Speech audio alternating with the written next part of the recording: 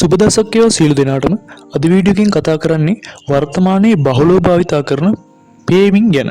සිංහලෙන් නම් බිම් ඇති රූම් කියලා කියනවා.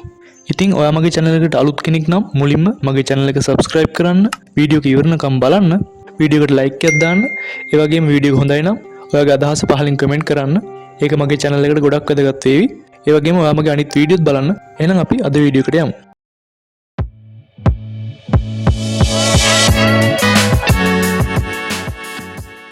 අද වෙන විට බහුලව භාවිතා කරන දෙයක් තමයි මේ පේවිං කියන්නේ. අපි නිවසක් හදලා ගාඩන් එක හදද්දි, එහෙම නැත්නම් පාරක් හදද්දි, එහෙමත් නැත්නම් පාක් එකක් හදද්දි වගේ ගොඩක් වැඩවලට වර්තමානයේ මේ පේවිං භාවිතා කරනවා. ඉතින් මේ පේවිං බ්ලොක් කියන්නේ මොනවාද? හදන විදිය මේ හැමදේම මේ වීඩියෝ එකෙන් අපි කතා කරමු. හරි, මේ තියෙන්නේ පේවිං බ්ලොක්ස් අල්ලපු ගාඩන් එක. පේවිං බ්ලොක්ස් වලට ශ්‍රී ලංකා ප්‍රමිති ආයතනය මගින් SLS 1425 කියන ප්‍රමිති සහතිකය තමයි දීලා තියෙන්නේ.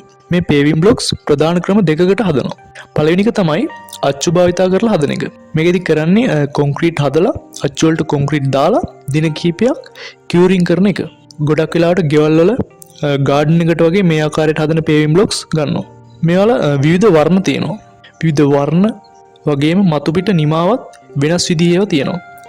ඒ කියන්නේ සර්ෆේස් එක ස්මූත් ඒවා තියෙනවා, රෆ් ඒවා තියෙනවා. මේ රෆ් පේවිං බ්ලොක්ස් බෑවුම් තියෙද්දි දානවා. ඒ කියන්නේ ස්ලොප් එකක් වගේ පහළට තියෙද්දි අපි මේ රෆ් ඒවා තමයි දාන්නේ. එතකොට අර ලිස්සන්නේ නැහැ. මේවල කලර් එක හදාගන්න කරන්නේ මුලින්ම අච්චුවට මේ අච්චුවේ යටට වර්ණ ගැන්වූ කොන්ක්‍රීට් දාලා වයිබ්‍රේට් කරලා ඉතිරි ප්‍රමාණය කලර් කරලා නැති කොන්ක්‍රීට් දාලා අච්චුව පුරවලා තමයි හදන්නේ.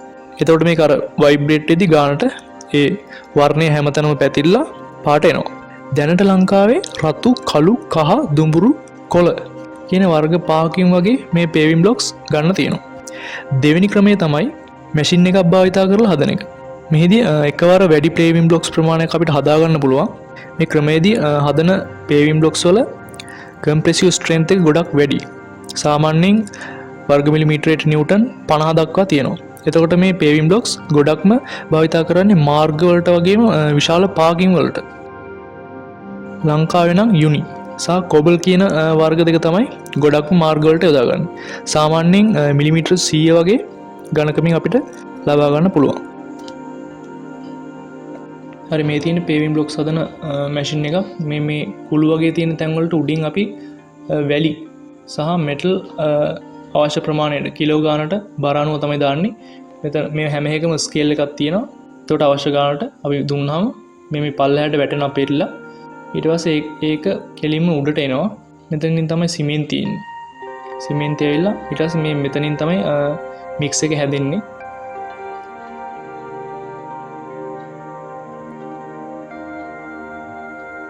එන්න මෙතන මික්ස් එක හැදිලා ඊට පස්සේ ආපහු එනවා. ඊට පස්සේ මෙතන මේ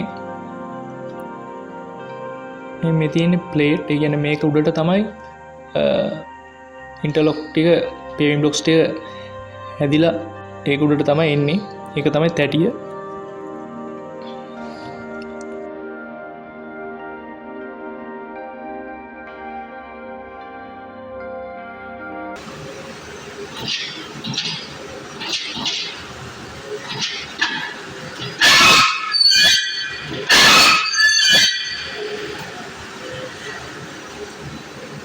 එකපාරක් හැදුවට පස්සේ මේකේ අර උඩ මේ රැඳිලා තියෙනවා.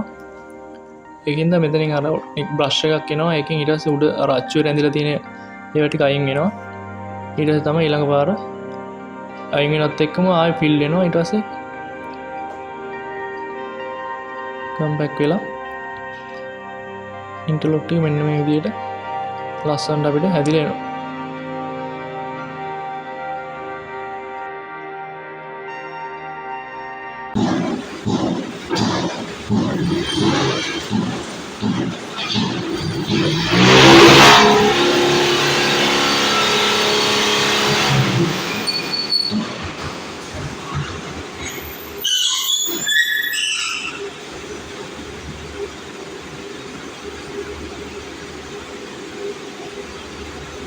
හරි, ඊට පස්සේ මේ විදිහට මේ හැදිලා එන පේවිං බ්ලොක්ස් ටික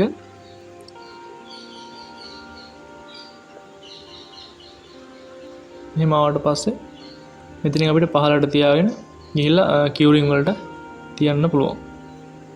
ප්ලේට් එක පිටින්ම ගන්න පුළුවන්. ඊට පස්සේ මේ විදිහට තියාගන්න පුළුවන්. ඊළඟට මේ පේවිං බ්ලොක්ස් වල හැඩයන් ගැන කතා කරලා ප්‍රධානවම හැඩ කීපයක් බලා ගන්න පුළුවන්. දැන් අපිට රවුමක් විදිහට ඉන්ටර්ලොක් ලේ කරන්න ඕන නම් අපි මේ ටෙගියුල කියන වර්ගය භාවිතා කරනවා.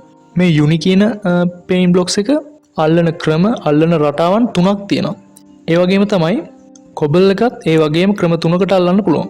දැන් විවිධ වර්ණ තියෙනවා මේවල. එතකොට මීට අමතරව පැටර්න් ගොඩක් අපිට නිර්මාණය කරගන්න පුළුවන්. හරි, මීට අමතරව ග්‍රාස් ඉන්ටර්ලොකින් බ්ලොක්ස් තියෙනවා. මේවා පාකින් වලට වගේ ගොඩක් භාවිතා කරනවා. මේවල වාසිය තමයි පරිසර හිතකාමී වගේම රත් වීම අඩුයි. මේකේ තනකොළ වවන්න පුළුවන්. එතකොට පොඩි අවාසියක් තියෙනවා. මේවා නඩත්තු කරන්න වෙනවා. එතකොට ඉතින් අමතර මුදලක් සහ කාලයක් වැය වෙනවා. තව අපිට වෙළඳපොලේ ටයිටේනියම් ෆිනිෂින් එකක් තියෙන ඉන්ටර්ලොකින් බ්ලොක්ස් ලබා ගන්න පුළුවන්. මේකේ විශේෂත්වය තමයි මතු පිට ස්මූත් ෆිනිෂ් එකක් තියෙන්නේ. ඒ කියන්නේ ටයිල් එකක් වගේ. හරි. ඊළඟට මේ පේවිං බ්ලොක්ස් අල්ලන විදිහ ගැන පොඩ්ඩක් කතා කළොත් මුලින්ම අපි පේවිං බ්ලොක්ස් අල්ලන්න කලින් මේ බිම ලෙවල් කරලා තලා ගන්න ඕන. කම්පැක්ට් කරන්න ඕන.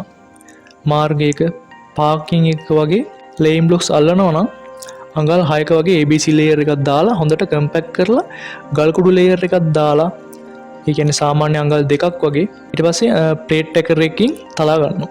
ඊට පස්සේ හොඳට ගල් කුඩු ලේයර් එක ලෙවල් කරගෙන තමයි ඉන්ටර්ලොකින් ලේ කරන්න ඕන. කැට ටික ඇල්ලුවට පස්සේ ගල් කුඩු දාලා ප්ලේට් එකකින් ආයෙත් තලා ගන්නවා. එතකොට අර පේවිං බ්ලොක්ස් වල සිදුරු අතරට ගල් කුඩු ගිහිල්ලා ගානට සෙට් වෙනවා. බිම තලා ගැනීම කියන දේ අනිවාර්යෙන් කරන්න ඕන. මොකද නැත්නම් කාලයක් යද්දි පේවිං බ්ලොක්ස් බැහැලා ලෙවල් එක නැති වෙනවා. ඊට පස්සේ වලවල් හැදෙනවා. කැට කැඩිලා යනවා. මේ වගේ ප්‍රශ්න එනවා. ගල් කුඩු වෙනුවට වැලි දාන්නත් පුළුවන්. හැබැයි ඉතින් ගල් කුඩු වලට වැඩිය වැලි මිලෙන් වැඩි හින්දා අපිට වාසි වෙන්නේ ගල් කුඩු දාන එක තමයි. ගල් කුඩු දාන එක ලාභයි. මේ විදිහට අපි කැට ටික එලාගෙන අවසානයේට අයින් වලට කොන්ක්‍රීට් දාලා වට ඉවර කරන්න පුළුවන්. හරි, ඉතින් අද වීඩියෝ එකෙන් ඔයා පේවිං බ්ලොක්ස් ගැන ගොඩක් දේවල් ඉගෙන ගන්න ඇති. වීඩියෝ ගැන ඔයාගේ අදහස් දාන්න. channel එක අනිවාර්යෙන් subscribe කරන්න. වීඩියෝ එක හොඳයි නම් like එකක් දාන්න. අනිත් අයටත් බලන්න share කරන්න. ආයෙත් දවසක මේ වගේ වීඩියෝ එකකින් හමු වෙමු. සුබ දවසක්.